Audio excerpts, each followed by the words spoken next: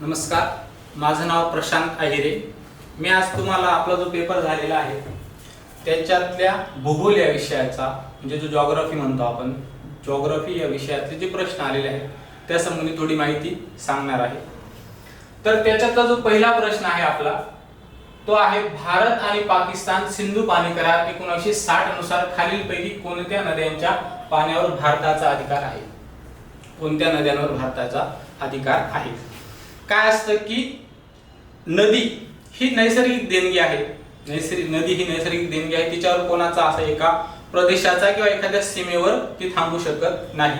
आणि जी सिंधू नदी आहे, सिंधू नदीचा उगम कुठे होतो हे आपल्याला माहिती आहे। त्याच्यानंतर ती भारतातून वाहत जाऊन पाकिस्तान मध्ये जात असते आणि त्या सिंधू नदीच्या ज्या उपनद्या आहेत आपल्याला ऑप्शन मध्ये बऱ्यापैकी दिसतात, सिंधू, चिनाब असेल, झेलम असेल, रावी असेल, बियास असेल, सतलज असेल। मग ह्या नद्यांपैकी कोणत्या अशा नद्या आहेत की त्या नद्यांचं पाणी भारताला मिळतं आणि कोणत्या अशा नद्या आहेत की त्यांचं पाणी पाकिस्तानला मिळतं? तर सर्वात महत्त्वाचा 1960 च्या आधी हा वाद होता, 1960 च्या आधी हा वाद होता की कोणत्या नद्यांचं पाणी कोण घेणार आणि कोणत्या नद्यांचं पाणी कोण घेणार किंवा त्याच्यावर विविध वाद निर्माण होते। तर 19 सप्टेंबर 1960 ला पंडित जवाहरलाल नेहरू आपले पंतप्रधान असताना भारत आणि पाकिस्तानच्या दरम्यान एक करार झाला, त्याला सिंधू पाणी करार असं म्हटलं जातं। आणि तेव्हापासून ठरवलं गेलं की आपल्याला ज्या नदींचं पाणी मिळणार आहे, त्या नद्या आहेत रावी, बियास आणि सतलज। ह्या ज्या 3 नद्या आहेत ह्या नद्यांच्या पाण्यावर हक्क हा भारताचा असणार आहे आणि इतर ज्या नद्या आहेत त्यांच्यावर जो हक्क असणार आहे तो पाकिस्तानचा असणार आहे। म्हणजे यांचा वापर सिंचनासाठी किंवा इतर गोष्टींसाठी जर करायचा असेल तर भारत करू शकतो। आणि इतर ज्या नद्या आहेत, समजा ह्या ऑप्शन मध्ये आपल्याला चिनाब ही नदी दिसत नाही, तर चिनाब ही नदी आहे, चिनाब जरी भारतातून वाहत असली तरी तिच्या पाण्यावर हक्क हा पाकिस्तानचा आहे। त्याच्यामुळे आपला पर्याय क्रमांक 2 जो आहे हा याचं उत्तर असणार आहे की आपल्याला जे पाणी मिळणार आहे त्या पाणी कुठलं आहे तर रावी, बियास आणि सतलज या 3 नद्यांचं पाणी भारताला मिळणार आहे। त्याच्यानंतर पुढचा जो प्रश्न आहे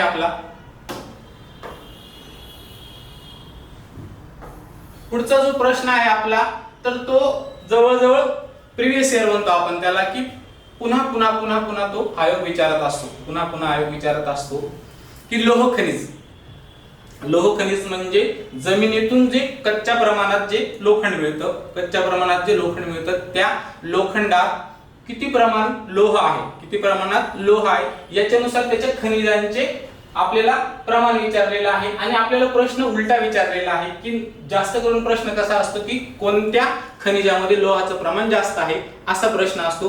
पण आपला जो प्रश्न आहे तो जर आपण पाहिला तर खालीलपैकी कोणत्या लोह खनिजात लोहाचे प्रमाण सर्वात कमी आहे? लोहाचे प्रमाण काय आहे? सर्वात कमी आहे। म्हणजे जास्त वाला आपल्याला विचारलेला नाही, त्याच्यामुळे प्रश्न वाचताना आपण काय करायचंय, व्यवस्थित वाचायचं आहे। कमी विचारलेला आहे किंवा जास्त विचारलेला आहे याच्याबद्दल आपण खात्री करायची, नंतरच आपण ऑप्शन कडे जायचं आहे। ऑप्शन आहेत आपल्याकडे हेमेटाइट, सिडेराइट, लिमोनाइट आणि चौथा जो आहे ऑप्शन तो आहे यापैकी नाही। तर आपण एक ऑप्शनचा जर विचार केला तर ह्या खनिजांमध्ये सर्वात जास्त लोहाचं प्रमाण जर असणारा जो खनिज आहे तो आहे म्हणजे मॅग्नेटाइट असतो, तो ह्या ऑप्शन मध्ये आपल्याला दिसत नाही।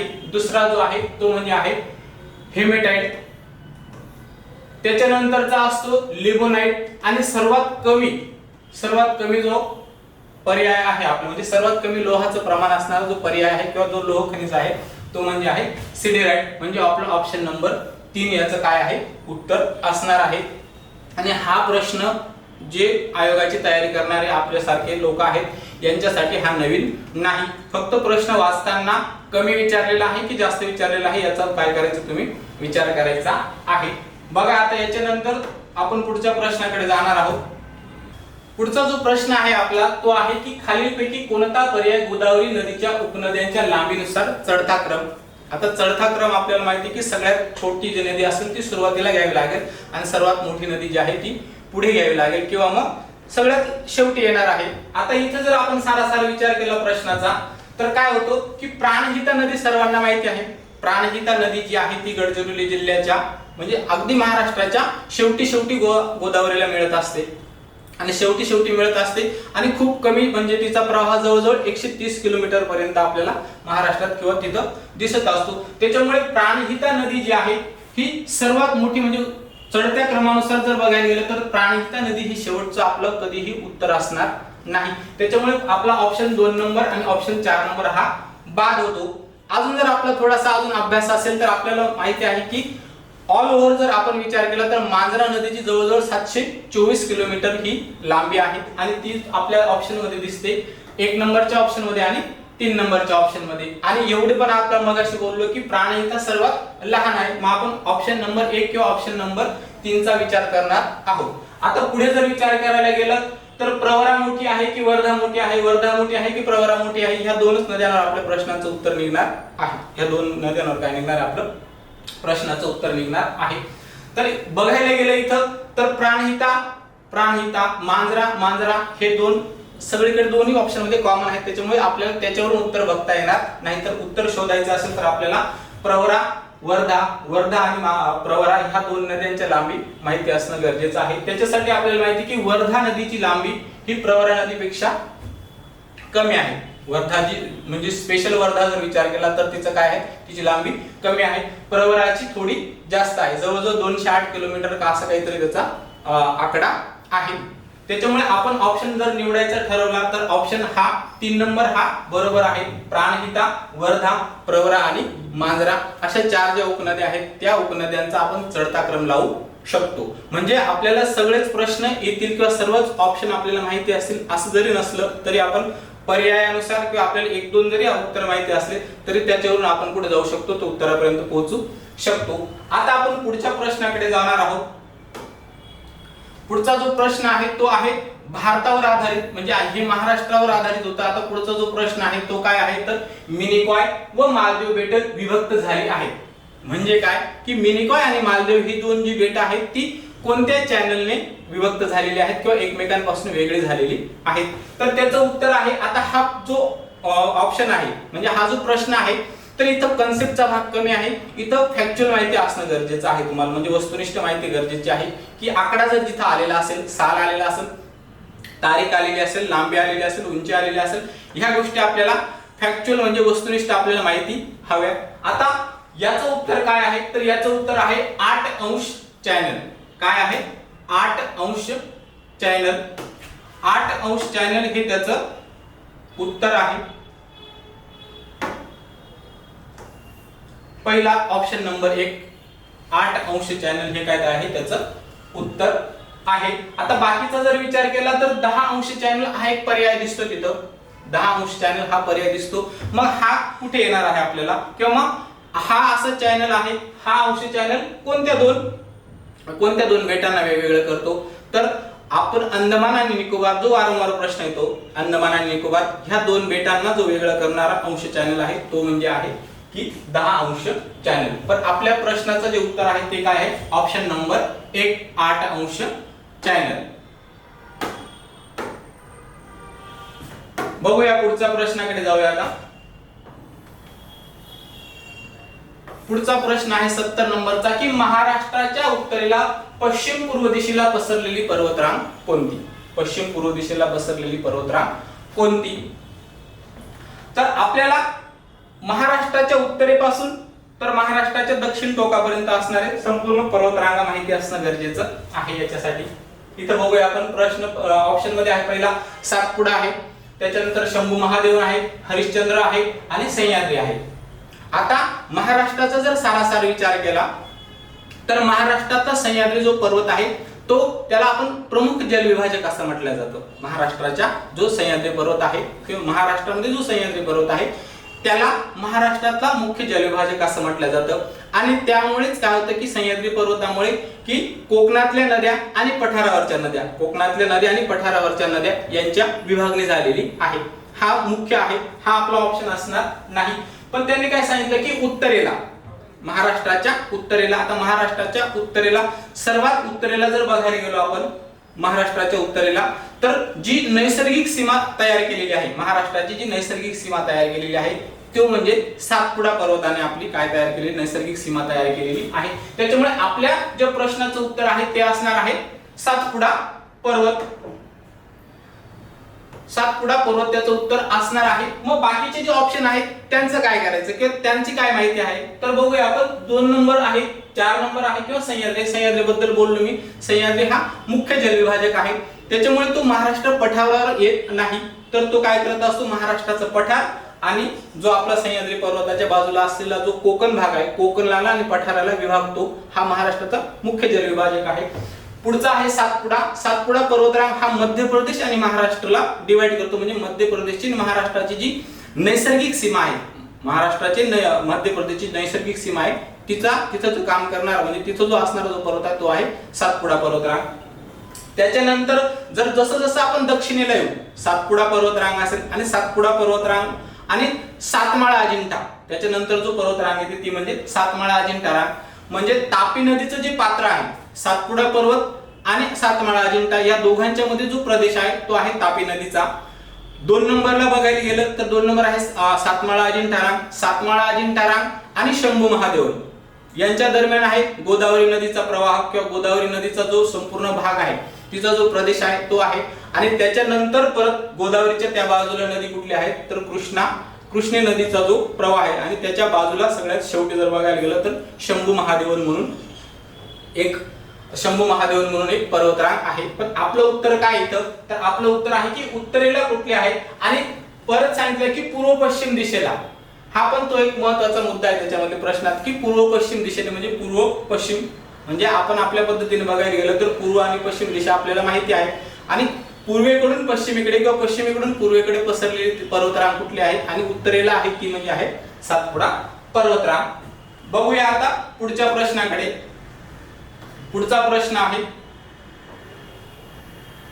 तापमानावर आधारित आहे किंवा वातावरणावर आधारित आहे. प्रश्न आहे की महाराष्ट्राच्या पठारावरील तापमान खालीलपैकी कोणत्या प्रकारचे आहे. ते महाराष्ट्राच्या पठारावरील. आता मगाशी मी बोललो तुम्हाला की सह्याद्री पर्वत काय करत असतो की सह्याद्री पर्वत आपल्याला पठार आणि कोकण यांना विभागत असतो. आणि समुद्राकडून येणारी जी हवा असेल किंवा समुद्राकडून येणारे जे वातावरणात जे प्रभाव पाडणारे घटक असतील त्याच्यामुळे कोकणातलं वातावरण आणि पठारावरचं वातावरणामध्ये फरक आहे. पठारावरचं वातावरण आणि कोकणातलं जे वातावरण आहे त्याच्यात फरक आहे. कारण की समुद्रापासून जी थंड हवा किंवा जो गारवा मिळणारा असतो तो सह्याद्री पर्वत अडवत असतो आणि तो पठारावरील विविध प्रदेशांना मिळत नाही. त्याच्यामुळे पठारावरचं जे तापमान असेल किंवा जे हवामान असेल त्याचा आणि कोकणातला बराच फरक आहे. आता प्रश्नात आपल्याला विचारलेला आहे, कशा संबंधी विचारलेला आहे तर पठारासंबंधी विचारलेला आहे की महाराष्ट्राच्या पठारावरील तापमान खालीलपैकी कोणत्या प्रकारचे आहे. तर दमट हे जे वातावरण असतं किंवा दमट हा जो वातावरणाचा भाग आहे हा असतो कोकणात, त्याच्यामुळे हा ऑप्शन आपला येणार नाही. दमट त्याच्यामध्ये आहे. त्याच्यानंतर बघायला गेलो की 3 नंबरच्या ऑप्शन मध्ये पण दमट आहे, ते सुद्धा आपलं ऑप्शन असणार नाही. म्हणजे 2 ऑप्शन आपले इथे निघून गेलेले आहेत. उरले कुठे उष्ण सम कोरडे, उष्ण विषम कोरडे. आता याच्यात काय फरक आहे, परत 2 ऑप्शन किंवा 2 जे आहेत हे आपल्याला दिसत आहे की उष्ण कोरडे, विषम आणि सम हे 2 काय आहेत, हे 2 असे मुद्दे आहेत की त्याच्यावरच आपल्याला काय करायचं आहे की पठारावरचं वातावरण किंवा पठारावरचं हवामान आपल्याला ओळखायचं आहे.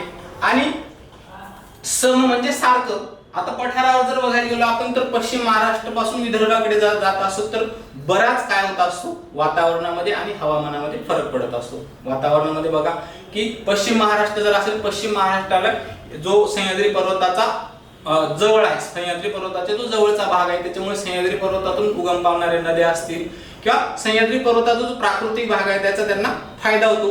तसाच फायदा आपल्याला मराठवाडा असेल किंवा विदर्भाकडे होत नाही. त्याच्यामुळे जे तापमान आहे ते काय आहे, विषम असते, सम राहत नाही. त्याच्यामुळे आपला जो उत्तर असेल तो असणार आहे पर्याय क्रमांक 2 उष्ण विषम आणि कोरडे. उष्ण विषम आणि कोरडे अशा प्रकारचं आपल्याला पठारावरचं काय मिळत असतं, हवामान बघायला मिळत असतं. आता पुढचा जो प्रश्न आहे, पुढचा प्रश्न आहे 72 नंबरचा की महाराष्ट्रात अनुसूचित जमातींची सर्वाधिक लोकसंख्या असणारा जिल्हा. महाराष्ट्रात काय आहे की अनुसूचित जमाती असलेला जिल्हा कोणता. तर याचे जे 4 पर्याय आहेत या 4 पर्यायांपैकी आपण जर बघायला गेलो तर पहिला आहे नंदुरबार, दुसरा पालघर, तिसरा नाशिक आणि चौथा आहे गडचिरोली. 3 प्रश्न किंवा चारही ऑप्शन असे आहेत की आपल्याला असं वाटतं की हे उत्तर असेल, ते उत्तर असेल, हे उत्तर असेल, ते उत्तर असेल, किंवा 97%, 98%, 99% एकच उत्तर जे असतं ते 100% बरोबर असतं. बघायला गेलं तर आपल्याला नंदुरबार हा आदिवासींचा जिल्हा मानला जातो, आपल्याला असं वाटतं की ते उत्तर असेल. पालघर नावावरूनच वाटतं की पालघर म्हणजे एसटी कॅटेगरी जास्त असेल, तर ते सुद्धा त्याचं उत्तर नाही. तर गडचिरोली सुद्धा त्याचं उत्तर नाही, गडचिरोली सुद्धा त्याचं उत्तर नाही. आकडेवारी जर बघायला गेलं, तुम्ही जर चांगलं संदर्भाचं पुस्तक वाचलं आणि आकडेवारीचा जर विचार केला तर एसटी कॅटेगरी म्हणजे अनुसूचित जमाती, एसटी कॅटेगरी म्हणजे काय, अनुसूचित जमातींची जी संख्या आहे तर ती आहे कोणत्या जिल्ह्यात आहे, तर नाशिक जिल्ह्यात सर्वाधिक आहे. नाशिक जिल्ह्यामध्ये सर्वाधिक एसटी कॅटेगरी अनुसूचित जमातींची संख्या आहे. बाकीचा जर विचार केला ह्या प्रश्न सोडवण्यासाठी आपल्याला काय माहिती असणं गरजेचं आहे की कमीत कमी 5 जिल्हे असे आहेत की 5 जिल्हे असे असावेत की आपल्याला माहिती असावे की अनुसूचित जाती असू द्या किंवा अनुसूचित जमाती असू द्या, पहिले 5 जिल्हे आपल्याला माहिती हवे, तरच आपल्याला फक्त योग्य उत्तरापर्यंत पोहोचता येईल. तर मग महाराष्ट्रातले जे 5 जिल्हे आहेत पहिले ते कुठले कुठले आहेत, तर आपल्याला पहिला मी सांगितलं तुम्हाला, पहिला आहे नाशिक, दुसरा आहे नंदुरबार. म्हणजे नंदुरबार जिल्हा जरी आपल्याला वाटतं की आदिवासींचा जिल्हा आहे किंवा मग तिथे एसटी कॅटेगरी जास्त असेल तरी सुद्धा त्याचं उत्तर नाही, दुसऱ्या क्रमांकाला आहे. म्हणजे आकडेवारीत थोडीफार फरक असेल पण तो पहिल्या क्रमांकावर येत नाही. त्याच्यानंतर तिसऱ्या क्रमांकावर येतो तो म्हणजे आपला पालघर. पालघर जिल्हा सुद्धा कशासाठी की पालघर जिल्ह्यामध्ये अमुक जमात आहे किंवा एसटी कॅटेगरीचं प्रमाण जास्त आहे असं त्याच्याकडे नजरेने पाहिलं जातं, तरी सुद्धा पालघर जिल्हा काय आहे की पहिला किंवा दुसरा सुद्धा नाही तर तो तिसऱ्या नंबरला आहे. आणि चौथा जो जिल्हा आहे तो आहे धुळे. चौथा जिल्हा कुठला आहे तर तो आहे धुळे. आपल्याला वाटतं की गडचिरोली असेल पण गडचिरोली जिल्ह्यामध्ये प्रमाण जास्त आहे. म्हणजे प्रमाणात जर बघायला गेलं लोकसंख्येनुसार आपण म्हणू की टक्केवारीत जर बघायला गेलं तर असेल, पण संख्येनुसार जर गेलं तर तो त्याच्यामध्ये ऑप्शनला येत नाही. कमीत कमी एवढे जिल्हे आपल्याला माहिती असणं गरजेचं आहे, नाशिक, नंदुरबार, पालघर आणि धुळे. ह्या संख्येत म्हणजे ह्या प्रश्नाचं उत्तर निघण्यासाठी आपल्याला बरेचसे, आता इथे एसटी कॅटेगरी संबंध विचारलेले, अनुसूचित जमाती विचारलेले, पुढच्या वेळेस आपल्याला अनुसूचित जाती विचारू शकतात. त्याच्यामुळे अनुसूचित जातीचे पहिले 5 जिल्हे असू द्या, जमातीचे पहिले 5 जिल्हे असू द्या, ह्या गोष्टी आपल्याला माहिती असणं गरजेचं आहे. बघूया पुढचा प्रश्न. आता पुढचा प्रश्न जो आहे तो 73 नंबरचा, हा भारतावर आधारित आहे. म्हणजे भारताचा भूगोल जे म्हणतो आपण त्याला की महाराष्ट्राचा भूगोल आणि भारताचा भूगोल असे दोन आपण काय करत असतो, पाडत असतो त्याचे भाग. तर मग हा भारताच्या भूगोलामध्ये याचा विचार केला जाईल. आणि बघू गेला तर काय की भारताच्या उत्तरेकडून पूर्वेकडे जाताना खालीलपैकी खिंडींचा योग्य क्रम लावा. योग्य क्रम लावा म्हणजे काय की जो हिमालय पर्वत आहे किंवा हिमालय पर्वताचा जो भाग आहे त्याच्यामध्ये असणाऱ्या या खिंडी, त्या खिंडी कोणकोणत्या राज्यात आहे हे जर आपल्याला माहिती असेल तरच आपल्याला तो उत्तरेकडून पूर्वेकडे किंवा मग कुठेही जर सांगितलेलं असेल. आता आपण महाराष्ट्राचा जो प्रश्न सोडतो तर महाराष्ट्रात त्याला घाट म्हणतो आपण की अमुक अमुक घाट उत्तरेकडून दक्षिणेकडे लावा, मग थळघाट असेल, बोरघाट असेल, खंबाटकी घाट असेल, XYZ भरपूर असे घाट आहेत. ते आपल्याला जिल्ह्यानुसार माहिती आहे, हे आपल्याला राज्यानुसार माहिती असणं गरजेचं आहे की कुठली जी खिंड आहे ती कुठल्या राज्यामध्ये आहे. आणि आपल्याला राज्याची आपल्याला आयडिया येऊन जाते की नाही उत्तराखंड कुठे आहे, हिमाचल प्रदेश कुठे आहे किंवा सिक्कीम कुठे आहे, मग सिक्कीम उत्तरेला आहे का सिक्कीम पूर्वेला आहे, याच्यानुसार आपण काय करू शकतो त्या प्रश्नाच्या उत्तरापर्यंत जाऊ शकतो. पहिली आहे बनिहाल खिंड, लिपुलेख, त्याच्यानंतर शिपकिला आणि नथुला. आता हे जे आहेत नाव हे वाचायला पण थोडेसे अवघड आहे आणि असा प्रश्न बरेच मुलं स्किप करतात, पण असं करायचं नाही. त्याच्यासाठी आपल्याला राज्य आणि त्या राज्यात असणारी खिंडी माहिती असणं गरजेचं आहे. आता पहिला सगळ्यांना माहिती असणारी जी फेमस आहे ती जी आहे म्हणजे नथुला खिंड. नथुला खिंड ही जी नथुला खिंड आहे ही आहे सिक्कीम राज्यात. कोणत्या राज्यात तर सिक्कीम राज्यात. सिक्कीम राज्य आहे छोटं, कुठे आहे किंवा मग एवढं आपल्या हिमाचल प्रदेशाच्या पूर्वेकडे आहे की हिमाचलाच्या उत्तरेला आहे एवढंच आपल्याला कळू शकतं. त्याच्यानंतर आहे शिपकिला, जो 2 नंबरला आहे शिपकिला, ही आहे हिमाचल मध्ये. त्याच्यानंतर उरल्या 2 बनिहाल खिंड आणि लिपुलेख खिंड. बनिहाल जी आहे ती आहे जम्मू काश्मीर मध्ये. कोणत्या राज्यात आहे जम्मू काश्मीर, JNK आपण ज्याला म्हणतो जम्मू आणि काश्मीर मध्ये ती आहे. आणि नंतर उरलेली जी आहे एकच लिपुलेख ती आहे उत्तराखंड मध्ये. कुठे आहे तर ती उत्तराखंड मध्ये.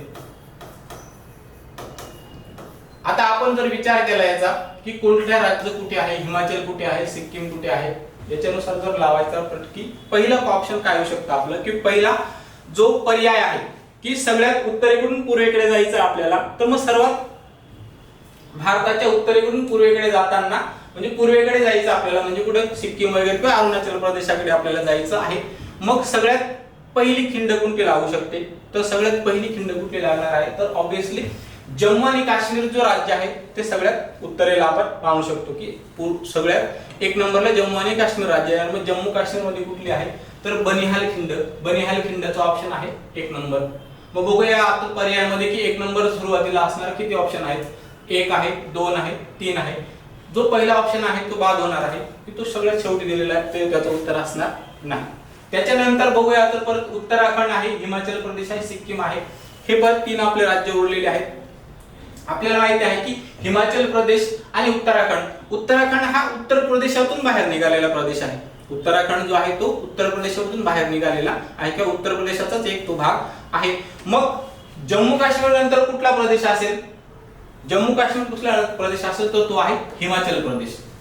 जम्मू काश्मीरच्या नंतरचं जे राज्य आहे जम्मू काश्मीरला लागून किंवा मग आपण पूर्वेकडे जाताना तर उत्तराखंडच्या आधी कुठला लागलं तर हिमाचल प्रदेश लागले. आणि हिमाचल प्रदेशामध्ये कुठली आहे तर शिपकी ला ही खिंड आहे. आता एक नंबर आणि दोन नंबर असे ऑप्शन किती आहेत, तर पर्याय क्रमांक 2 पण आहे, पर्याय क्रमांक 3 सुद्धा आहे. त्याच्यानंतर आता उत्तराखंड आणि सिक्कीम. आता उत्तराखंड आणि सिक्कीम मध्ये आपल्याला कळणार नाही असं कोणीही म्हणजे ज्यांनी थोडं जरी वाचन केलेलं असेल एमपीएससीचं तर त्याला प्रत्येकाला कळेल की सिक्कीम कोणत्या बाजूला आहे आणि उत्तराखंड कोणत्या बाजूला आहे. उत्तराखंड हा उत्तर प्रदेशामधून बाहेर निघालेला प्रदेश आहे म्हणजे तो कशाचा आधी असेल, ऑब्विसली तो सिक्कीम पेक्षा आधीच असेल. मग पर्याय क्रमांक 3 जो आहे तो 3 नंबरला येणार आहे. मग 1, 2, 3 आणि 4 सरळ सरळ याचं उत्तर दिलेलं म्हणजे ऑप्शन मध्ये कुठेही गोंधळ निर्माण केलेला नाही. जसा तुम्हाला म्हणजे एबीसीडी जसे ऑप्शन दिलेले आहेत तसाच त्यांचा रँक सुद्धा आहे 1, 2, 3 आणि 4. मागे पुढे कुठेही काही केलेलं नाही. त्याच्यामुळे आपला पर्याय क्रमांक 3 ह्या प्रश्नाचं काय आहे उत्तर आहे. पुढचा प्रश्न बघूया. पुढचा जो प्रश्न आहे 74 नंबरचा तो आहे औष्णिक विद्युत केंद्र आणि त्या संबंधीचा जिल्हा म्हणजे तो औष्णिक विद्युत केंद्र कोणत्या जिल्ह्यामध्ये आहे. आता एकदम सरळ आणि साधा प्रश्न आहे हा. वारंवार आयोगाने विचारलेला आहे तरी सुद्धा बऱ्याच लोकांचा चुकतात कारण की आपल्याला 2 माहिती असतात आणि 2 माहिती नसतात. बघूया आता या प्रश्नाकडे जर बघू आपण. पहिला आहे आपला कोराडी, पारस, उरण आणि फेकरी. आणि इकडे जिल्हा आहे रायगड, नागपूर, जळगाव आणि अकोला. आता औष्णिक विद्युत केंद्र संबंधी जर तुम्हाला माहिती नसेल किंवा पुढे आपल्याला प्रश्न विचारायचा असेल तर औष्णिक विद्युत केंद्र आणि जिल्हा जर तुम्हाला याच्याबद्दल गोंधळ निर्माण झाला तर कधी औष्णिक विद्युत केंद्र हा नेहमी एक तर जिथं कोळसा निर्माण होतो किंवा कोळसा आपल्याला सहजासहजी उपलब्ध मिळतो तिथे त्या जिल्ह्यात असतो किंवा जिथं रेल्वे स्थानक जवळ आहे किंवा रेल्वे आपल्याला सहजासहजी उपलब्ध आहे अशा त्या जवळच्या भागामध्ये तो काय असतो औष्णिक बिंदू वसलेला असतो. पहिला आहे कोराडी, पारस, उरण आणि फेकरी. आता कोणाला पहिल्यापासून माहित असेल, कोणाला दुसऱ्यापासून माहित असेल. आता सगळ्यात जवळचा जर बघायला गेलं तर आपल्यानुसार काय आहे की फेकरी जो आहे फेकरी हा आहे जळगाव जिल्ह्यात. फेकरी हा आहे जळगाव जिल्ह्यामध्ये. त्याच्यानंतर आपण गेलो उरण. आता उरण हे नाव आपण औष्णिक विद्युत केंद्र सोबत जरी नसेल वाचलं तर उरणचा आणि रायगडचा काहीतरी संबंध आहे. उरणचा आणि रायगडचा काहीतरी संबंध आहे किंवा उरण बद्दल अजून काहीतरी आहे जे रायगड जिल्ह्यामध्ये आहे. मग ऑब्विसली काय असेल उरण कुठे असेल रायगड जिल्ह्यामध्ये. उरण आहे रायगड जिल्ह्यामध्ये. उरले कोराडी आणि पारस. आता कोराडी जो आहे हा नागपूरमध्ये सगळ्यात मोठा औष्णिक विद्युत केंद्र आहे. कोराडी जो आहे कोराडी खापरखेडा असं जोडून गेलेलं असं म्हणजे आपल्याला माहिती असलेलं की महाराष्ट्राचं सर्वात मोठं काय आहे औष्णिक विद्युत केंद्र आहे. तिथं खूप सारी वीज निर्माण केल्या जाते. मग कोराडीचा जो आहे तो कोराडी कुठे आहे नागपूर आणि एक शेवटचा उरला म्हणजे पारस आणि अकोला. आता असे कुठे ऑप्शन आहेत बरं. कोराडी 2 म्हणजे अ 2 नंबरला आहे, अ 2 नंबरला आहे, अ 2 नंबरला इकडे आहे. पण आपण जर मागून गेलो शेवटच्या ऑप्शन वरून जर गेलो काय आहे की अकोलाचं उत्तर आहे ब म्हणजे ड च काय असायला हवं 2 नंबर.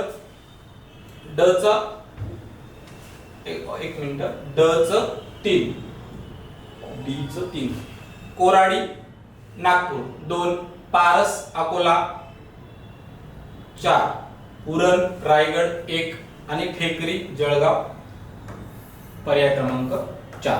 पर्याय क्रमांक 4 जर पाहिले तर याचे ऑप्शन आणि आपल्या जो प्रश्न आहे हे बरोबर काय होत आहे मॅच होत आहे. पहिला जो आहे कोराडी तो नागपूरमध्ये आहे, पाळा जो आहे तो अकोल्यामध्ये आहे, उरण जे आहे तो रायगडमध्ये आहे आणि शेवटचा फेकरी जो आहे तो जळगाव जिल्ह्यामध्ये वसलेला आहे. अशा पद्धतीने हा प्रश्नाचं उत्तर शोधायचं आहे. याच्यासाठी बऱ्याच गोष्टी आपल्याला माहितीच असणं गरजेचं आहे. म्हणजे तुम्हाला सांगतो की वस्तुनिष्ठ प्रश्न हे आपल्याला परफेक्ट माहितीच असणं गरजेचं आहे. काही आपण कन्सेप्ट वरून सोडू शकतो पण काही आपल्याला माहितीच असणं गरजेचं आहे. तर पुढचा जो प्रश्न आहे तो आहे म्हणजे शेवटचा आपला जो प्रश्न आहे जिओग्राफीचा तो आहे महाराष्ट्रातले शिखर आणि शिखरांची उंची. त्याच्यातला पहिला जो आहे तो आहे मांगीतुंगी. मांगीतुंगी जो आहे तर हा आहे नाशिक जिल्ह्यामध्ये सटाणा तालुक्यामध्ये जो शेवटचा भाग आहे गुजरातकडे जाणारा किंवा तिथून गुजरातची बाउंड्री जवळ आहे. तिथं मांगी आणि तुंगी हे दोन वेगवेगळे शिखर आहेत.